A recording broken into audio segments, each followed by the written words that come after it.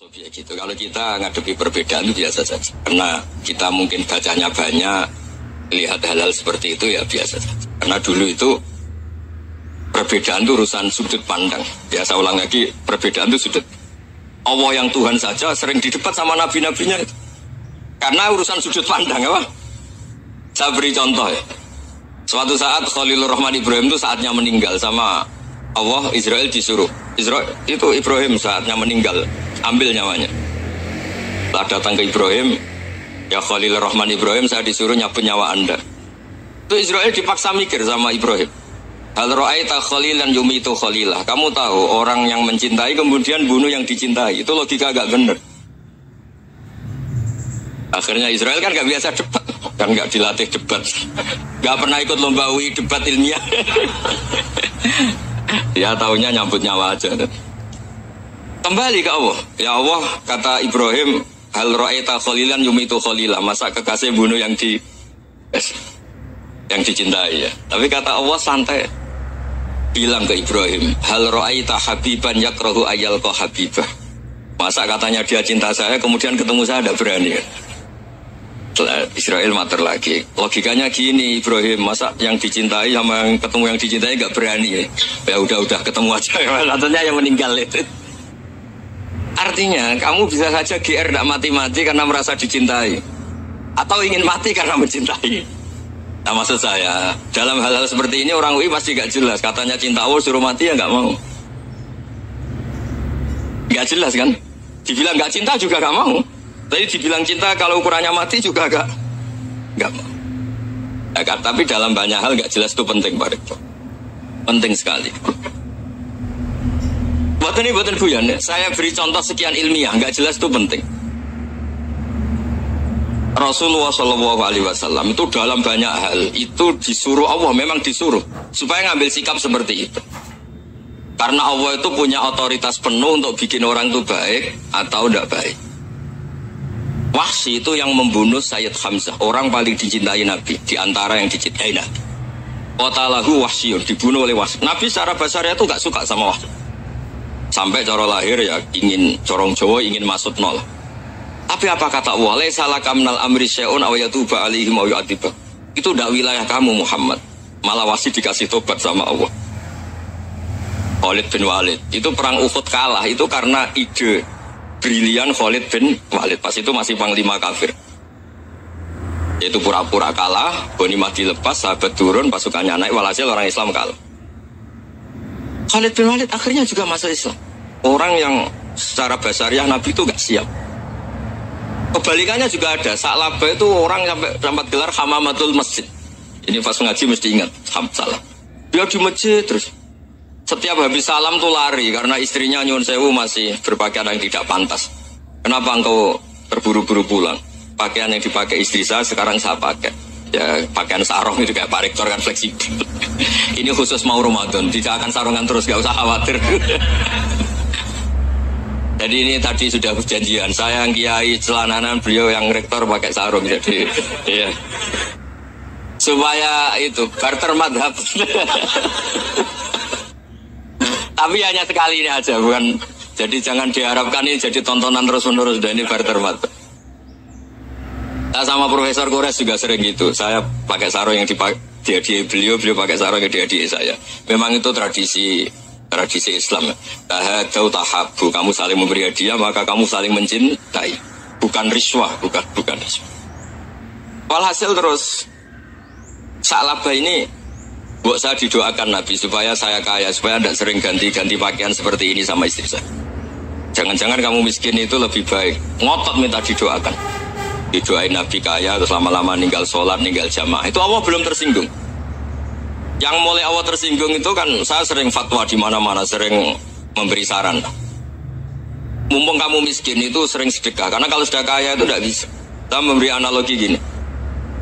Kalau saya masih santri miskin, punya uang 100.000, diminta guru saya 50 tak kasihkan, padahal itu 50%. Punya 2 kambing kurus, diminta guru saya 1 pasti tak kasihkan, padahal itu 50%. Jadi kalau punya sapi Brahman atau sapi limusin yang harganya itu 100 juta, punya 2, diminta 1 boleh enggak? Enggak boleh kan? Saya punya motor butut 2, diminta teman saya 1 boleh, tapi kalau Davidson Harley itu nggak boleh itu. Nah, walhasil itu kalau kita miskin, misalnya kita zaman kuliah atau zaman mondok atau zaman apa saja, punya uang 100.000, narik temannya sampai 50.000 kan biasa. Tapi setelah 1 miliar, berani nggak kamu kasihkan 500 juta? Sama-sama 50% ya? Enggak kan? Nah salabah gitu, ketika zakat masih per 40 kambing 1 kambing itu sebenarnya kan masih ringan. 40 atau 82. Kambingnya itu sudah mabenal jabalen. Barang dihitung zakat karena sudah ribuan, jumlahnya sampai 400 kambing. Banyak lah pokoknya. Terus kata salabah, ini pemerasan.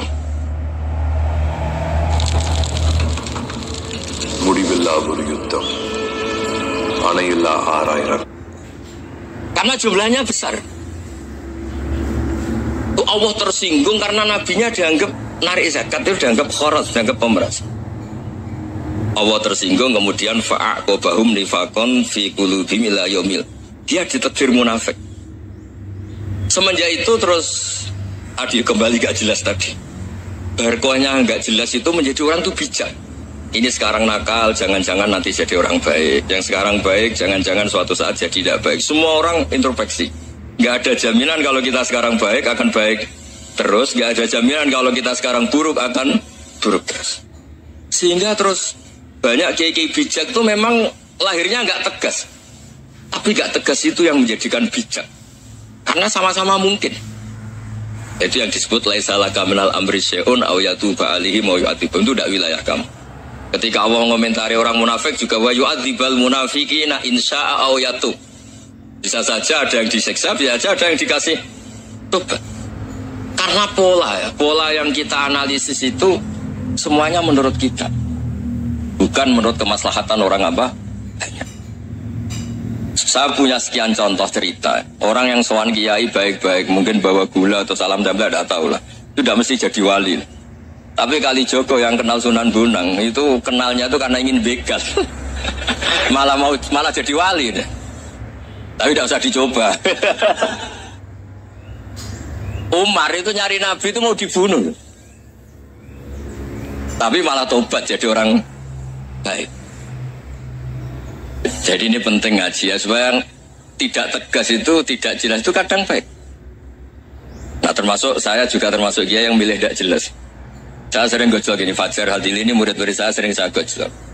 Kalau semua sistem pendidikan kayak kampus, kayak UII, kayak UIN semuanya, itu sistem yang bagus karena tertib, jam kuliahnya jelas, mata kuliahnya jelas. Kalau di pesantren itu Pak Arso, itu gak tertib, tapi justru itu enak ketemu di jalan orang berani tanya. Nah ini kalau mbak-mbak misalnya menstruasi, mau belajar haid nunggu semester berapa baru tahu. Itu bisa sekian tahun gak sholat karena nunggu pelajarannya baru diterangkan. Mau haji juga gitu, nunggu mata pelajaran haji. Kalau nggak jamnya, nggak mau dosennya ngajarin. Kalau kiai kan nggak ketemu di jalan, tanya dijawab. Jam berapa juga dijawab. Artinya Indonesia itu berkah, ada sistem kampus yang tertib.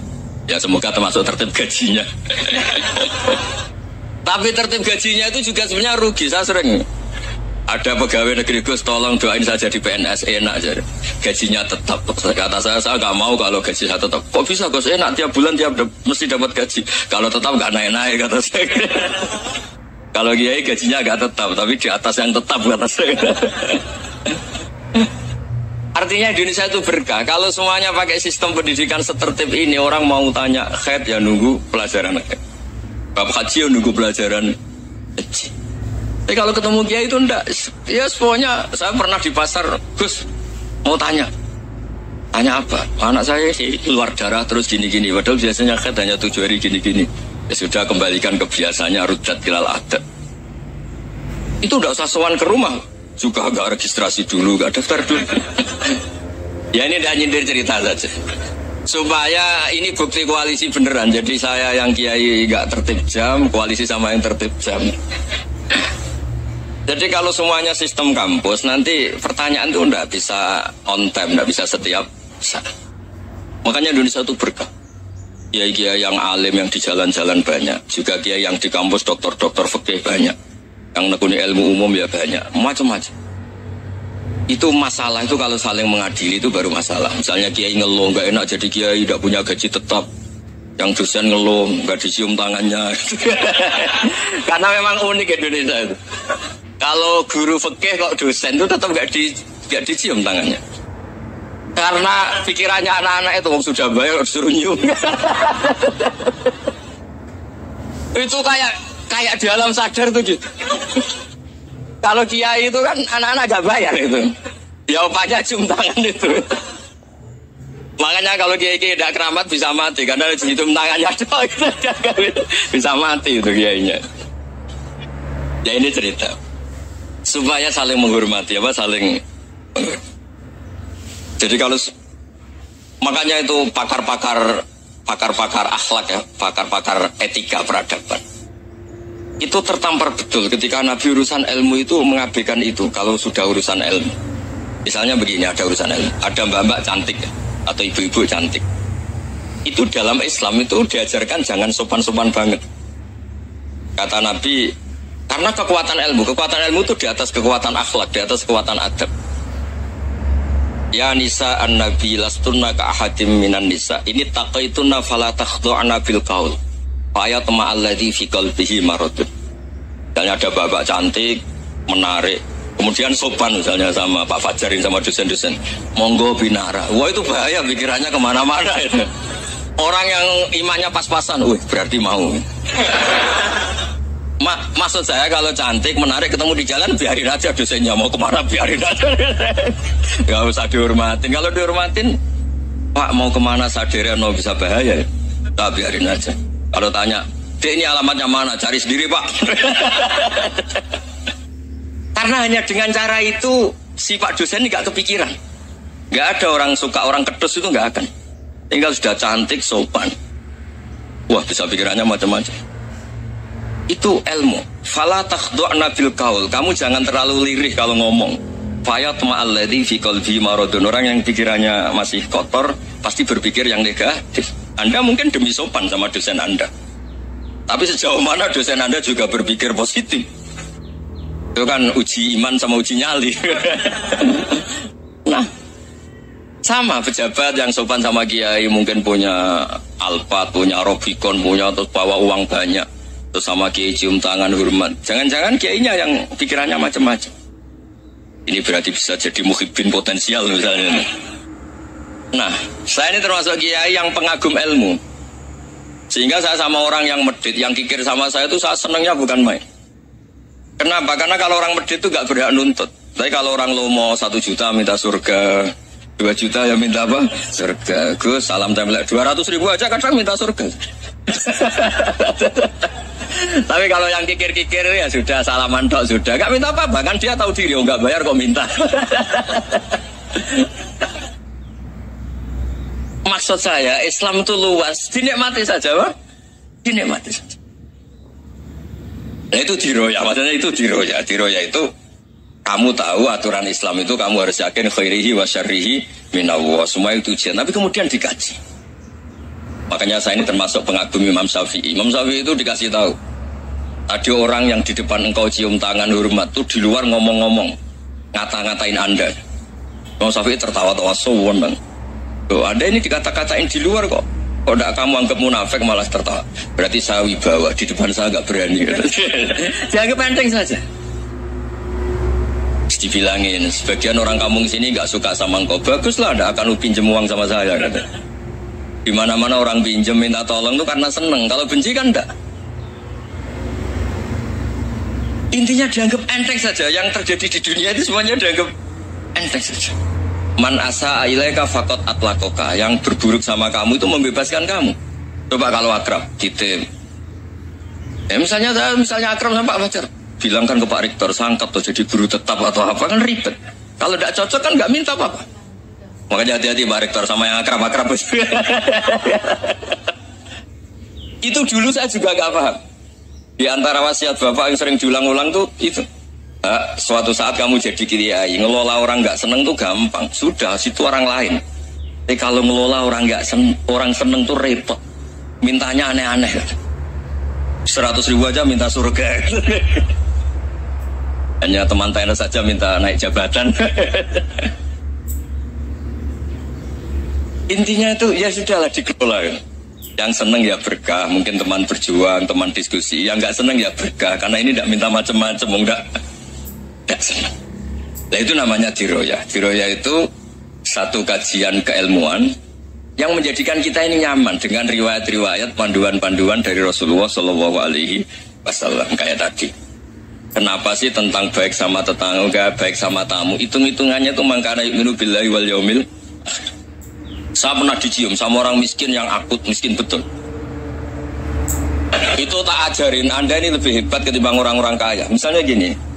Misalnya ada komunitas rektor atau kiai besar. Saya ini kata orang banyak termasuk kiai besar. Mungkin kalau pinjam uang itu karena mau beli mobil, aksesoris mobil, karena kita kiai top atau rektor atau orang-orang top. Kalau sesama orang miskin itu pinjem-pinjemannya itu urusan beras, itu urusan nyawa. Tren mana? Menyelamatkan nyawa sama aksesoris mobil. Nyawa. Jadi pahala kamu pasti lebih besar itu. Itu senengnya jadi orang miskin terus keterusan sampai sekarang.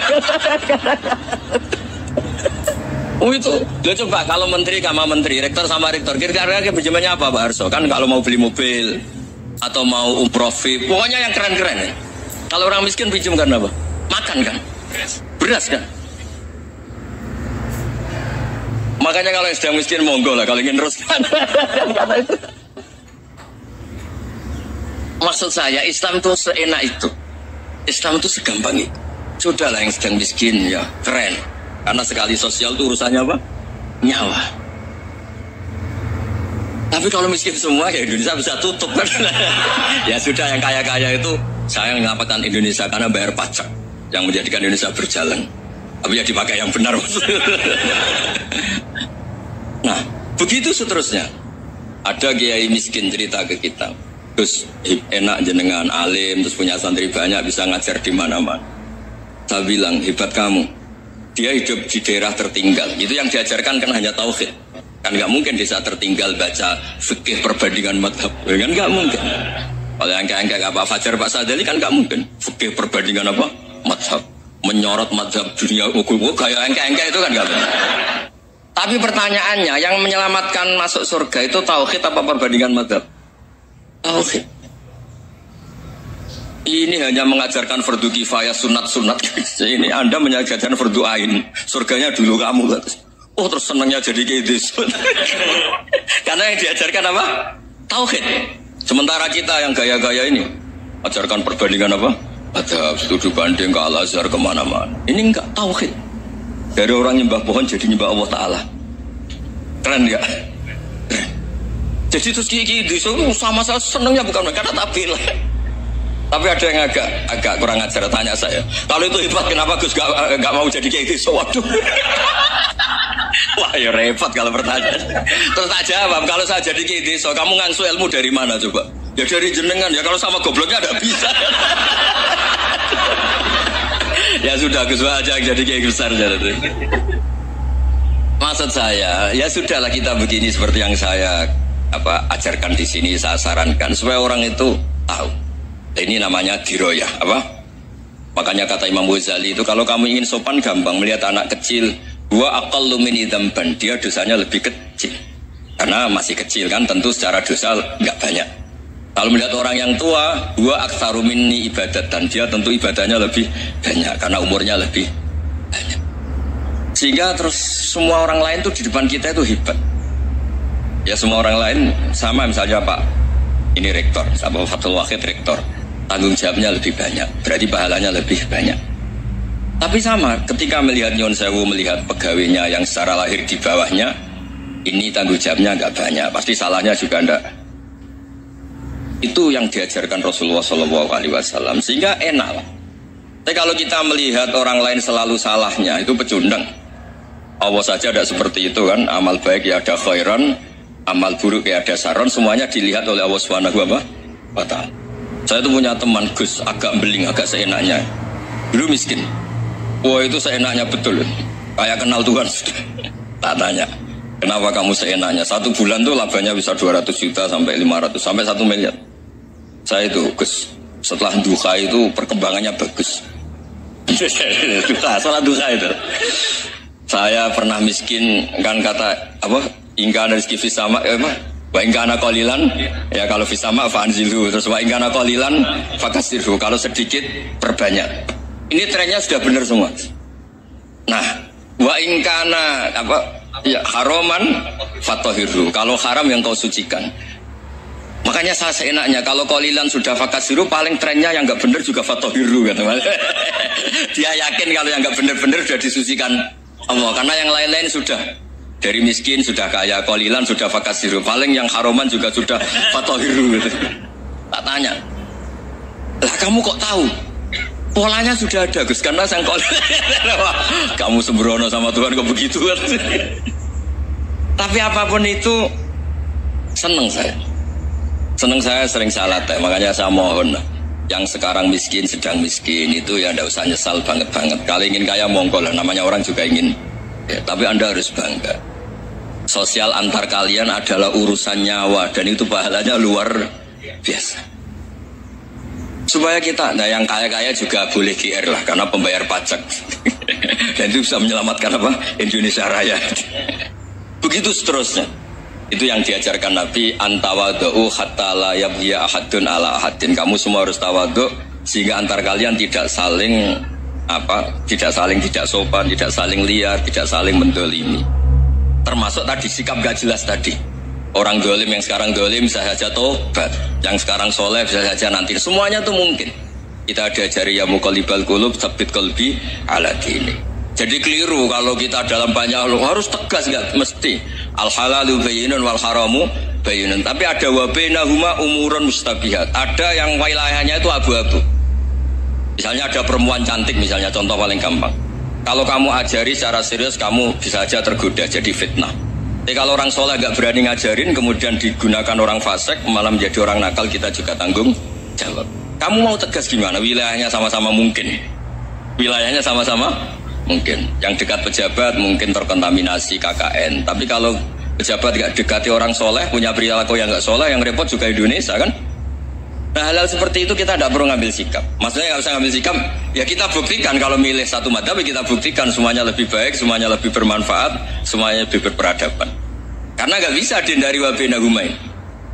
Termasuk nyuwun sewu, saya mohon maaf sama mulai Pak Harso, Pak Lutfi sampai Pak Fathul Wahid. Saya ini termasuk kiai yang nggak suka dekat sama orang-orang top. Bukan karena hasud. Memang konstitusi kiai harus gitu, la tamud dan na'inaika. Kenal orang lebih tinggi itu kan resiko. Misalnya saya Kiai Deso, mungkin punya keri tua sudah seneng, punya kijang tua sudah seneng. Gara-gara kenal Pak Wahid naik Camry, waduh kok saya kalah itu. Kenal orang itu kan resiko. Mungkin dosen-dosen sini kalau kenal saya di Rembang juga resiko. Di sini gak ada cium tangan, biasa di sana, wah gak enak jadi dosen. Jadi memang harus dibatasin. Sekiranya mungkin orang terus, karena latamud dan wah ainaika ilham, kamu jangan sering melihat orang lain yang mungkin secara lahir dapat nikmat yang lebih tinggi timbang Anda. Kalau kamu nggak bisa ngelola hati Anda bisa hasut, Anda bisa dengki. Paling tidak Anda bisa ada syukur. Terus saya itu sering didolani pejabat. Juga sering melihat pejabat di TV-TV. Naik mobil aja ada yang naikkan. Bahkan kalau wudhu itu anduk aja ada yang bawa. Itu kalau yang nggak kuat, wih naik jadi pejabat. Ya makanya terus konstitusi Kiai itu mengatur, sudahlah mata kamu itu kamu batasin. Jangan melihat sesuatu yang potensi ya, potensi menjadikan Anda tidak nopo syukur. Gara-gara Nabi Dawud itu terlalu nopo lugu. Kan masyhur itu ada seorang perempuan cewek diperkosa 3 tokoh. Kila 4, pokoknya 3 jadi perkosa 3 nopo tokoh. Bareng cawe wedok niku hamil. Jadi gunjingan. Dilapor ning Nabi Dawud. Sebenarnya 3 orang ini tersangka, 3 orang tokoh ini tersangka karena disebut perempuan tadi. Misalnya yang merkosa aku si A, si B, si C. Bareng pas ini Nabi Sulaiman si umur 13 tahun. Bareng neng mahkamah Nabi sinten Dawud dibenarkan napa wong lanang telu wae. Perkarane ora ngaku, ora ana bukti. Tetapi pangeran ngersakno iku lucu. Wong telu mau terakhir malah muni ngene. Wah, paling diperkosa asu niku. Maksudnya paling sing merkosa niku asu. Barang Bali cawe itu tersiksa terus napa jenenge Nabi Sulaiman ngendikan ngene, andekan hakimnya saya pasti keputusannya tidak seperti ini. Nabi Dawud dengar itu terus Ya sudah kamu saja yang memutuskan. Akhirnya walhasil wong telu napa wong papat niku ditahan diceluk oleh Nabi Sulaiman. Jaremu semerkosa asui. Iya, nguncak Sulaiman umur 13 tahun. Rupane biasune, kuwaget dan ana rupa. Abang gitu. Wes dipisahno neh. Dadi gak bareng ditanya. Ya model polisi kan. Mestinya polisi sing model Sulaiman wong di. Diceluk neh sing sitok. Jare muni asune apa? Putih ya. Terakhir muni asune napa? Ireng. Bareng dikonfrontasi kan gak janjian dikonfrontasi, jawab sitok muni putih, sitok muni ireng, sitok muni apa? Jare roh kabeh wong telu roh bareng, jare serentak roh bareng dadi seksi aja iku diperkosa asu. Jare roh serentak bareng diperkosa asu kok wong telu muni asune, sitok muni abang, sitok muni putih, sitok muni napa? Ireng. Akhirnya ketok goroe terus dihukum. Lah gara-gara kecerdasan sinten Nabi Sulaiman wa lewat rekayasa iki diarani napa fahamna Sulaiman. Terus diuji lagi. Ana wong dia anak kakak beradik dia anak loro, padha-padha dia anak bayi. Jenenge cacilik raine kan tesih mirip-mirip. Walhasil ning tengah hutan dipangan serigala satu.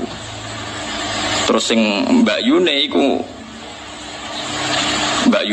sajane anak sing dipangan wae adike. Tapi walhasil adike ku ngotot, pokoknya ku anakku sing selamat tuh, sing dipangan iku anake jenengan. Wes lapor Nabi Dawud itu modelnya lugu. Ngersing aku ya sanaem. Barang Nabi Sulaiman ya gremeng senengane. Mulane gremeng ku ya oleh. Keputusan kok ngono. Cara aku hakime ndak seperti itu. Nabi Dawud tapi demokratis. Ya tidak apa-apa, kamu saja yang memutuskan. Masyhur Nabi Sulaiman ngutus saiki mboke loro anake sitok dibagi ae ketok. Kono ngetok mbek Nabi Sulaiman, ya dramatis ana pengawal kon njupuk pisau ketok dibagi loro. Ternyata sing adike mau gak nangis blas, sing Mbak Yunen nangis tenanan. Huwalah, ya wis pancen iku anek adik kula mun ketok pancen kula salah. Bareng delok adike gak nangis terus dikekno Mbak Yun. Ora ono mbok anake diketok gak nangis. Nek ora mbok elek. Akhire dikekno Mbak Yun mergo sing nangis. Mergo seorang ibu pasti gak rido anake diketok. Adike tenang ae pas anake diketok. Paling pikiran ora anakku wae ketok Allah. Paham sih kalau maksud. Artinya Sulaiman duwe akal, atau direkayasa cara bahasa saniki supaya ketok aslinya di sing seorang ibu, di sing enggak seorang ibu. Itu disebut nama fahamna Sulaiman. Jadi Sulaiman itu yang cerdas kan. Nah itu terus kecerdasannya itu kegawa nganti tua, tapi terus tua-tua nganti urusan wedok barang masyhur. Jadi Ratu Bilqis itu terkenal ayu banget. Tapi jin-jin itu mantel. Sulaiman itu bojone akeh. Ono wong ayu penguasa Yaman. Bilqis nih. Apa dirabi pisan? Cek orang ngajari Sulaiman kabeh wong apa dirabi. Akhirnya Bilqis itu jin itu ngekei hembusan fitnah. Nak Bilqis itu wayu tapi sikile kaya napa jaran. Kaya jaran itu maksudnya ono napa? Ono ulune. Elek pokoke ono ulune. Wayu tapi sikile ono ulune. Sulaiman ra kurang akal. Bilqis itu yang aman, Sulaiman gitu yang Timur Tengah, ora Sulaiman terus Bilqis boko. Wah antem kromo ae dari Ratu Bilqis itu boko dipindah teng Borobudur. Ke Sulaiman ku Solomon, Sulaiman ku Sulaiman. Terus Bilqis itu boko, terus Wonosobo itu Sabak. Wah matane wong. Kalau ada kadang ditakoki tiyang buku ngoten niku seputi Gus. Hukume wong nganggur. Ya kok payu. Ya wis keben rezekine wong sing ayu. Penak Sulaiman niku. Sulaiman Wonosobo iku Sabak. Foko iku Bilqis. Nah Borobudur itu. Sing Arsu Sulaiman ya. Semacam-macam. Dunia. Akhirnya Sulaiman itu pinter. Waduh ayune ngono sampai dirabis ditaklono kok. Napa? Kok sikile napa?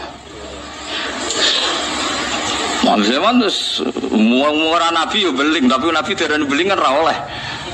Wah, akhirnya dia gawe istana sangka min Zabarjat.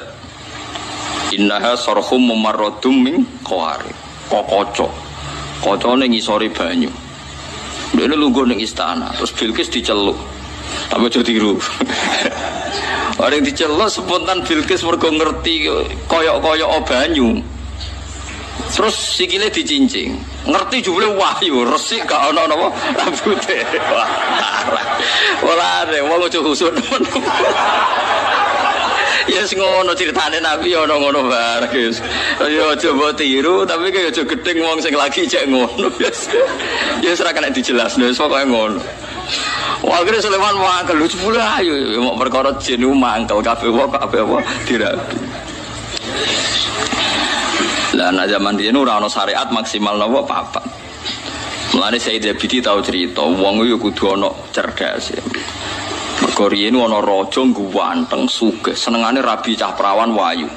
Nggih senengane rabi prawan napa ayu. Rata-rata yo gelem.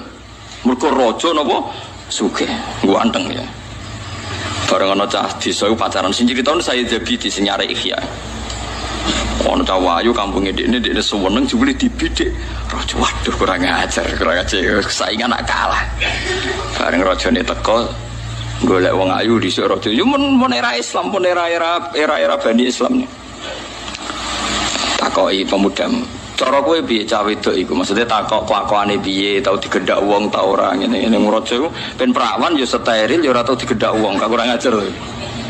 Jawabe canom iku ya ora apa-apa jenengan rabi, tapi wa inni qad raaitu annahu qad qabbalaha rajulun. Tapi aku bersaksi tenan cah iku tau diambung wong lanang. Raja dhisik kan rajane wong saleh, cuma seneng rabi. Ya ana sing dinggo maksudnya. Kowe kan saleh ora ana sing dinggo, niku saleh ana sing dinggo. Gak sida dirabi. Suatu saat dirabi cah nom iku. Marani barang wong kok ora duwe gira, maksudnya wong kok ora duwe harga diri. Wong tau dirambung wong lanang kok gelem apa? Dirabi. Wong lanang bapake piyambak. Innahu abah. Sing muni wong lanang liya sapa? Pokoke tau diambung wong lanang. Jare raja iku kerang aji.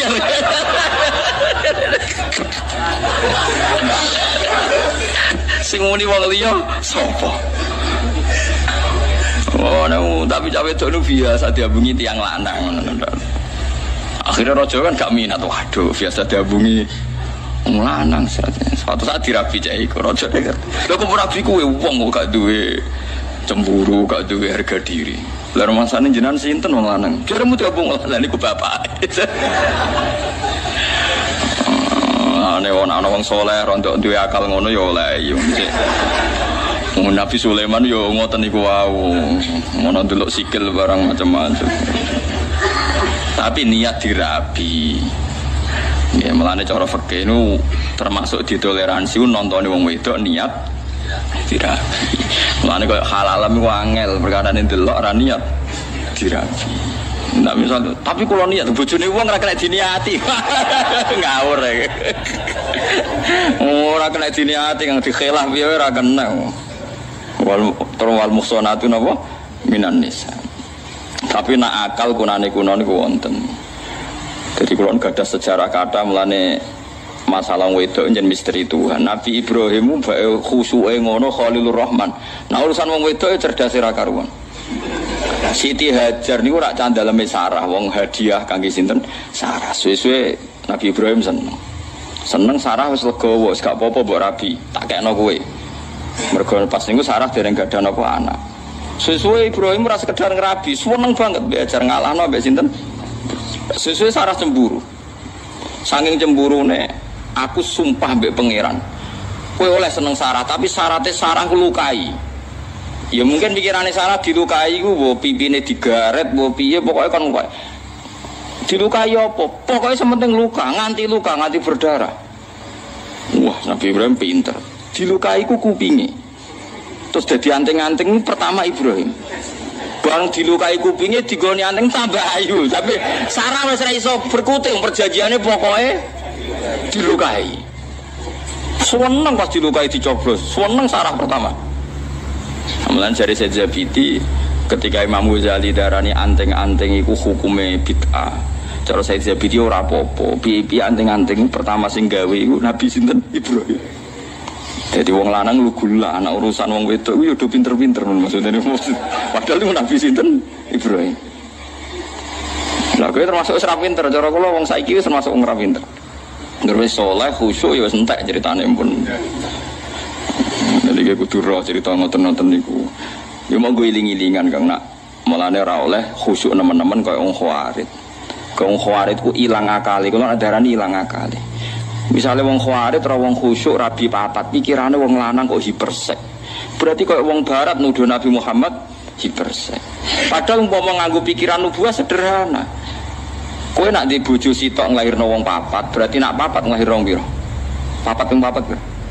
16. Lah nek saiki misale kon ngekeng-ngekeng umat Islam sing urun 4 mbek urun 16 akeh endi? 16. Asal dadi wong saleh kabeh lho syaratnya. Artinya sebetulnya kita sederhana. Kenapa Nabi bojone akeh? Karena tambah banyak berarti memperbanyak umat Islam. Lho soal kowe ra wani nglakoni alasane iku mau nglahirno sitok wae 4 nakal kabeh. Lah nek 16 tambah kala iku sing masalah kowe ra sunat iku perkarane anak 4 wae beling kabeh. Lah kok 16 tapi kan kita itu aja sampai terus pikiran itu urusan hiperseke, urusan kita udah pikiran nubuah. Nak wong wedok itu alat reproduksi, nak meroduksi wong soleh, berarti baik. Lah kalau baik tambah banyak, tambah baik. Iku sing dilakoni para nabi, nabi kabeh garwane akeh. Lho soal aku sampean nglakoni dengan beberapa hal, iku ora penting, penting kowe ora janggal mbek nabi. Lho kula sebagai ulama kepentingan saya hanya satu, aja sampai kowe iku janggal ambek nabi ku tok pun. Ngono kula ngaji teng putih-putih kula terang, lho soal kira nglakoni ra masalah. Mergo 1 tambah 1 tambah 1. Tetap 1 maksudnya. Kewayo sing pertama yo megat. Kan berarti 1 tambah 1 tetap 1. Tapi ben gak janggal mbek pikirane Nabi. Kalau nanti ditanya seorang dosen, saya itu janggal kenapa Nabi kalau perang itu rampasan orang kafir diambil dan perempuannya dijadikan amat. Memang dalam perang dulu kan perempuan dijadikan apa? Mungkin kalau jawab seperti itu. Kalau senjatanya orang kafir dikembalikan, berarti senjata itu menjadi kekuatan orang kafir. Kalau perempuan ini dikembalikan, berarti Islam membolehkan populasi orang kafir karena perempuan adalah alat reproduksi. Tapi kalau terus perempuan tadi disita jadi amat di koloni Mustafa kan ngelahirno Muslim. Tapi kalau dikembalikan produksi wong kafir. Paling tidak kita paham itu. Lu soal era modern kita janggal bawaan kita sebagai orang modern. Tapi kita sebagai ulama harus menjelaskan itu. Duduk perkaranya seperti ini. Paham ya? Paham sih kalau maksudnya. Ngono kok ora ero. Mulane pentingnya ulama di sini. Mulane disebut al ulama warasatul anbiya, dia yang tahu. Zaman akhir saiki ulama iku kalah mbek wong sing terkenal wali mbek ulama waline dicucuk ulama ora. Mulane Imam Syafi'i itu kok nak ulama rawali berarti ning donya gak ono napa wali.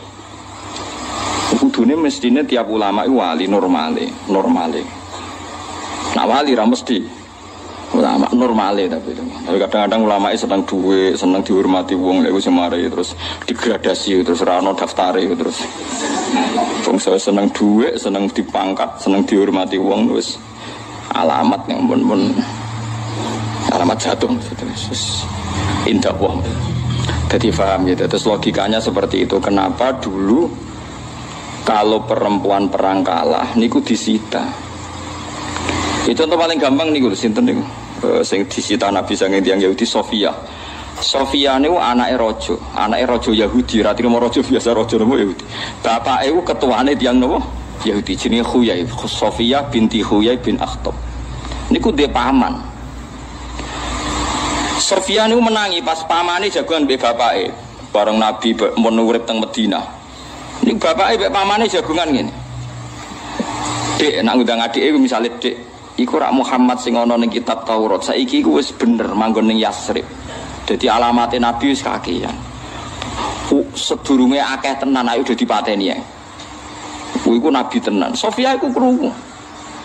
Barang krungu jan Sofia udah pinter wong anak Yahudi ora pinter. Dia ini melok perang ben kecekel, ben kalah. Mergo ben ketemu Nabi Muhammad. Mergo dia ini roh jagongane bapake. Barang perang kalah tenang. Kalah melani drengki ku penting. Kula niku ora ngaramno drengki nemen-nemen. Drengki ku yo ana pentinge kadang. Tapi drengki sing kok Jibril wae lho sing kaya sinten malaikat sinten Jibril.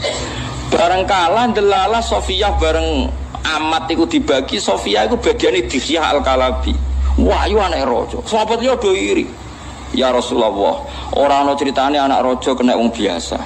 Kok penak Dihyah entuk ayu anake raja. Kudu jenengan jupuk. Wah, sahabat ora rido. Wala ya talilan ora krana sumpah. Ay yakhlif tegese ora krana sumpah. Ora krana sumpah serapah sapa ulul fadli, sapa wong kang duweni kelebihan. Ai ashabul ghina tegese wong-wong sing duweni kelebihan mingkum saingi sira kabeh wasaati lan sing duwe kejembaran rezeki.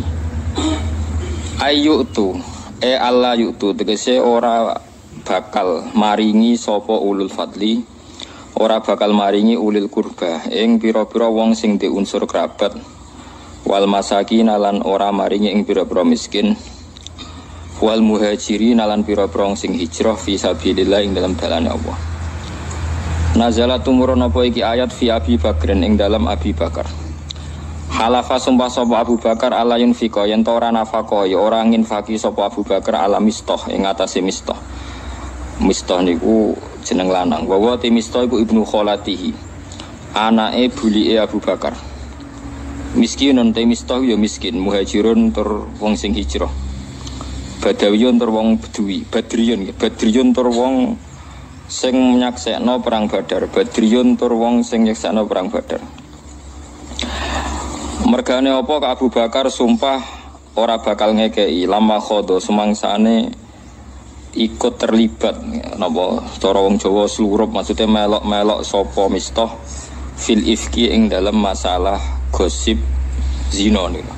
Badha angkana sausé ento ana sapa Abu Bakar yunfiku iku ngekei infak sapa Abu Bakar alaihi ngatasi mistah. Lawana suntai pira-pira manusa minas sahabat sing sahabat. Iku yo aksamu padha sumpah sapa nas Allah ya tasaddaku. Yen ta ora padha sedekah sapa nasun ala man ing atase wong takalama kang ngomong sapa man bisaen klan perkara minal ifki saking peristiwa ifkun. Ifkun wingi to tuduhan zina ning. Wal yafulan becik nyepura sapa ngake wal yasfahulan becik saling memaafkan sapa ngake anhum saking kabeh fidzalika ing dalem masalah ifki. Ala tuhibuna ana ta ora seneng sira kabeh ayo firanta nyepura sapa Allah lakum maring sira kabeh. Wa Allahu ta'ala ghafurun akeh nyepurane rahimun akeh welase lil mukminina bareng pira-pira mukmin.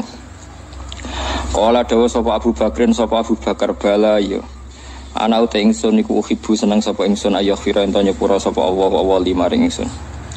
Wa raja'alan bali sapa Abu Bakar ila mistah maring mistah ma ing perkara kana kang ana sapa Bakar yen fiku nafaqoi sapa Abu Bakar ruh ing ma alaihi ing atase mistah. Terus ayat niki saya sangat nggih pelajaran nggih kula jenengan sedanten. Seorang bapak sak pinter-pinter Abu Bakar sak soleh-soleh tetap tersinggung ketika Sayyidah Aisyah dituduh zina. Meskipun setelah Sayyidah Aisyah dibebasno Allah bahwa itu tidak mungkin dan jelas-jelas Allah mesti bener bahwa Aisyah tidak mungkin zina. Abu Bakar dendam ning gone tiang-tiang sing ikut menggosipkan. Termasuk sing derek gosip nu Mistah. Mistah itu misanane Abu Bakar, anake bulik berarti misanan melarat, tahu melok perang Badar. Dan niku riyen donatur tetape niku sinten Abu Bakar. Gara-gara gosipno putrine terus Abu Bakar sumpah ora bakal sedekah ning sinten Mistah. Ya nek cara kula Abu Bakar nggih bener. Wong anake digosipno ora dendam yo bapak elek tenan. Paham nggih. Ya tapi Allah sebagai pangeran nuruti Abu Bakar yo keliru. Allah biasa ngongkon apik terus najan to ana wong dendam pah-pah nggih ben tetep kon apik. Lah niku paling angel ya. Terus niki ayat niki kula seneng sangat. Mulane ini peringatan nggih kangge para kiai. Terus kita meskipun kecewa mbek santri kok aja sampai terus sumpah gak mulang. Kesodakoe kiai yo mulang iku. Nah, nganti sumpah ra mulang yo repot. Jadi ngeneng yo oleh, didik yo oleh tapi aja terus ndadekno ora ngamal apik. Mulane wonten ayat wala taj'alu waha urdatal li aymanikum antabarru. Jangan sampai Allah kamu jadikan satu penghalang untuk melakukan kebaikan. Hanya Anda karena kadung pernah meminjam nama nopo Allah. Di misalnya demi Allah aku ora bakal ngomongi wong iku. Pas ape rukun eling, aku kadung sumpah ya. Nah damai rak melanggar sumpahku. Itu jangan sampai jadikan Allah sebagai urdutan, sebagai problem atau halangan untuk Anda melakukan kebaikan. Difaham ya? Niki memang ayat luar biasa. Tetes Abu Bakar sebagai seorang bapak nggih dendam Aisyah digosipno. Dan itu sah. Cara kula normale bapak nggih ngoten niku. Nggih normale bapak nggih derek dendam sama orang yang menyakiti putrinya. Tapi normale hukume Allah benten. Hukume Allah ngutus Abu Bakar wong mampu, biasa istiqomah donasi bantu Mistah ya kudu bantu terus senajan to atine gelo mergo Mistah nderek gosipno sinten Sayyidah Aisyah. Niku hukume pangeran paling angel, cocok ra cocok nek perintah Allah kudu nglakoni. Lah nek gelo mbok turuti ra ono wong apik ning donya. Kowe yo biasa to gelo mbek kanca, mbek dulur, mbek bojo. Terus kowe ape ra bojo-bojonan mergo gelo. Loro kene guyu ra siap den. Masuk dene cah elek lah ra siap, ra payu rapi ora siap. Gelo mbek kanca terus ra kanca-kanconan. Sekape kancanan mbek opo? Ora iso. Mulane Nabi Musa nate tanglet nang pangeran. Kula nate maos niki teng Ihya teng kitab Khilyatul Auliya beberapa kitab. Nabi Musa itu sanggeng mangkel mbek Bani Israil. Nggih kebijakan opo wae kok diklirokno mangkel nen. Mangkel terus ya Allah kula niku pun kekasih jenengan. Tapi wong Bani Israil sing iman lho niki sing gosipno sing iman, mboten kok sing tiyang kafir, sing iman. Nek sing wong kafir karuan musuh jelas. Sing iman. Ya Allah, kali ini saya minta satu hal. Supaya cangkeme Bani Israil mboten elek teng kula. Ben kula niku nyaman mbek wong-wong Bani Israil sing iman mbek kula. Jawabe apa sebuti? Ya Musa, hadza syai'un lam astafihi li nafsi, fa kaifa asna'uhu bika. Menadek kowe sasa, aku wae sing pangeran, sing maringi rezeki, sing ngekeki nyawa wae dikomentari ra enak. Apa meneh ke trimo nabi. Jadi pangeran ternyata ya krasa juga. Lucu. Jadi ada syai'un lam astafihi li nafsi fa kaifa asna'uhu bika. Lha aku sing pangerane dikomentari ora enak. Lha aku pangeran ja'alahu lainat dan niddan maksudnya aku dianggap padha